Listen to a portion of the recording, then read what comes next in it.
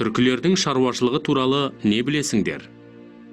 Халықтардың ұлы қоныс аударуынан кейін шаруашылықтың дамуы қалыпты күйге түсе бастады. Түркілер туралы араб тарихшысы Әл-Жахиз, түркілер отырықшы өмірді, қимыл қозғалыссыз тіршілікті, аз қозғалып бір орында отыра беруді ауырсынатын халық. Олардың табиғаты қозғалысқа бейімделген, тыныштыққа ыңғайланбаған. Олардың ойында жаугершілік, аңшылық, атқа мініп сейілдеп жүру, батырлардың жекпе-жегі, олжа іздеу және өзге елдерді бағындыру деп көркем суреттейді. Түркілердің шаруашылығында көшпелілік басым болды. Тіпті құнарлы алқаптарға егіндерін егіп, содан кейін ғана көшетіндері де кездескен. Ибн әл-Фақих түркі қойлары өте ірі келеді, батпандай құйрықтары жер сызат деп жазады. Түркілер жылқы малына ерекше көңіл бөліп қастерлеген. Әл-Жахиздің сөзімен айтқанда, түркі жерден гөрі ат үстінде көп отырады дейді. Аң аулау мен балық кәсіпшіліктері де жақсы дамыды.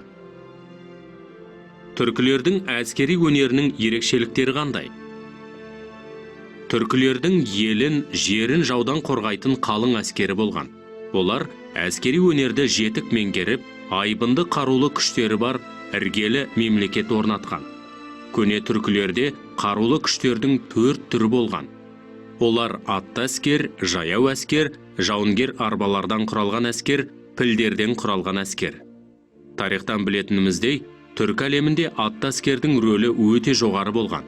Атап айтатын болсақ, мөденің 300 мың, түркі қағанының 400 мың атты әскері болған екен. Араб тарихшылары түркілер садақты атпен шауып келе жатып, алға да, артқа да, оңға да, солға да, жоғары да, төмен де ата береді. Араб бір оқты садағына салғанша, түркі 10 оқты атып үлгереді. Түркінің 4 көзі бар, екеуі алдында, екеуі артында деген мағлұмат береді. Түркілердің қаруы ату, кесу, шабу, түйреу және соғу қаруы деп 5 түрге бөлінген. Түркілердің қолданбалы өнері туралы не білесіңдер? Материалдық мәдениеттің дамуы ең алдымен еңбек құралдарын дайындаудан көрініс тапты.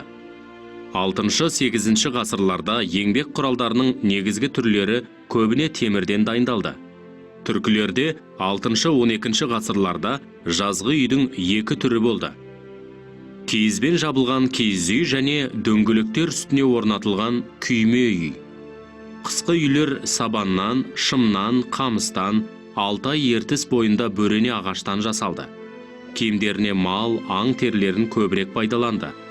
Әл-Якуби түркілерді киіз басуға ең шебер халық деп сипаттаған.